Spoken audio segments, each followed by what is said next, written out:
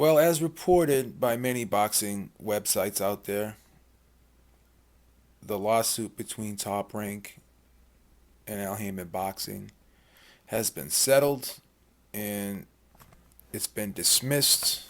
An agreement has been reached between the two parties, a confidential agreement, and now they are no longer in litigation.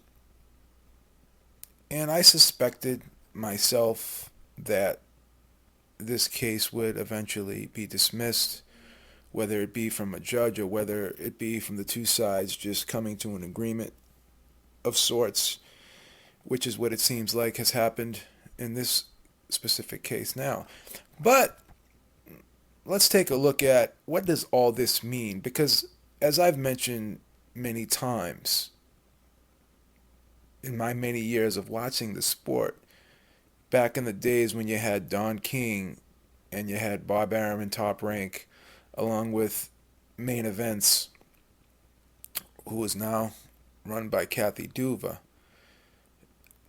These guys always went back and forth. They had their battles, they had their spats, they went through periods of time when they wouldn't work with each other. But at the end of the day, when it made sense financially and it was beneficial to everyone involved financially, their so called Cold Wars never lasted forever.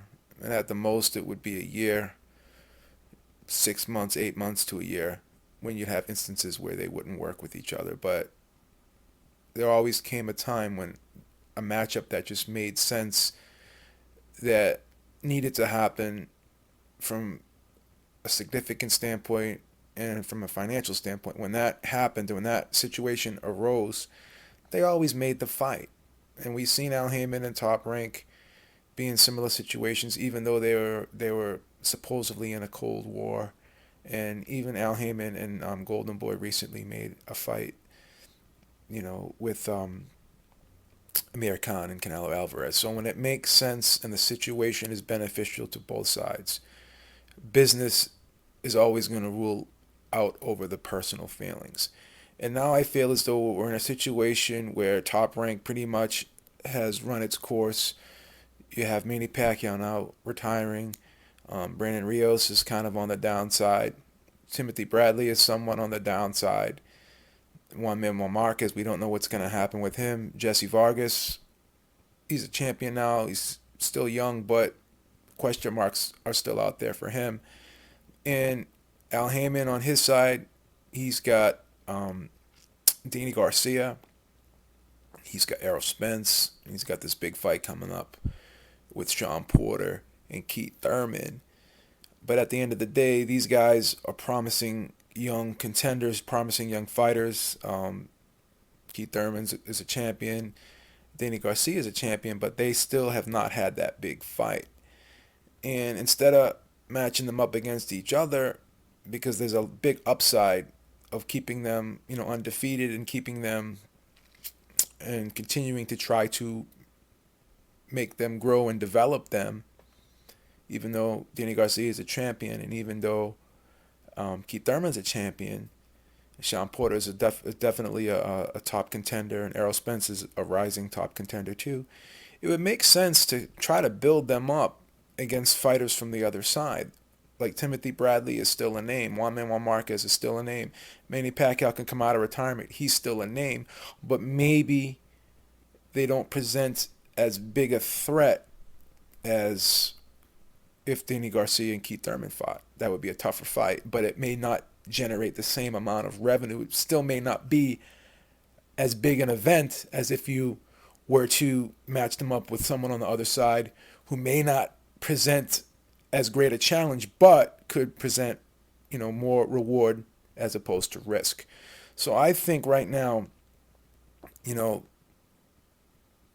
things have run their course, and now at the end of the day, I think both sides need each other, and it's beneficial for both sides to work together. And I think even with this pending Golden Boy case still looming, I think that that'll probably be settled as well and be dismissed as well, because at the end of the day, obviously this is a business like anything else, and we're in a free market economy, and the goal to a free market economy is competition, and everyone wants to outdo the other, and everyone wants to be bigger than the other.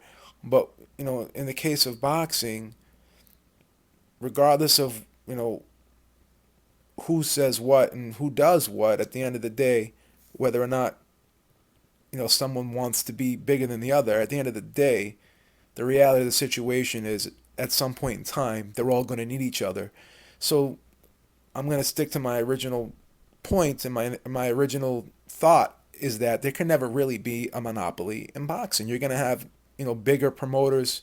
You're going to have some promoters bigger than the other. There's going to be a time when maybe one promoter may be doing better than the other promoters, but I think it's all cyclical, as I've always said, and this is nothing new. And at the end of the day,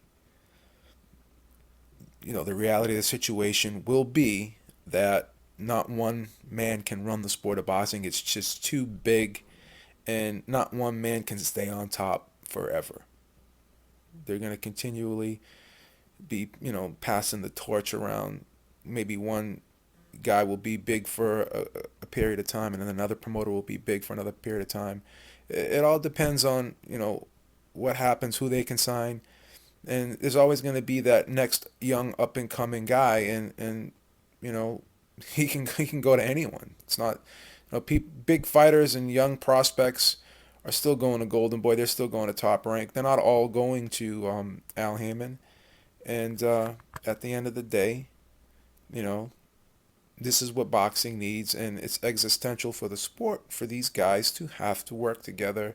So these cold wars will never last forever, regardless of the perception out there and what people think. That's just my thoughts. I think at the end of the day, eventually, when it makes sense, the big fights will happen. We may not always get them when we want them, but eventually we will get them. And I'm not really worried about that. And I'm not really worried about any one man creating a monopoly in this sport, because I've been watching this sport for well over 30 years, and it's never been done before, and I don't think it's ever going to be done that one man can take over you. I don't think you'll ever see that UFC model be developed in the sport of boxing. It's just my opinion. I'd love to hear what you guys think. What are your thoughts on this recent settlement between Top Rank and Al Haymon? That's all I got for now. Until next time, talk to y'all soon. And as always, thanks for watching. Peace.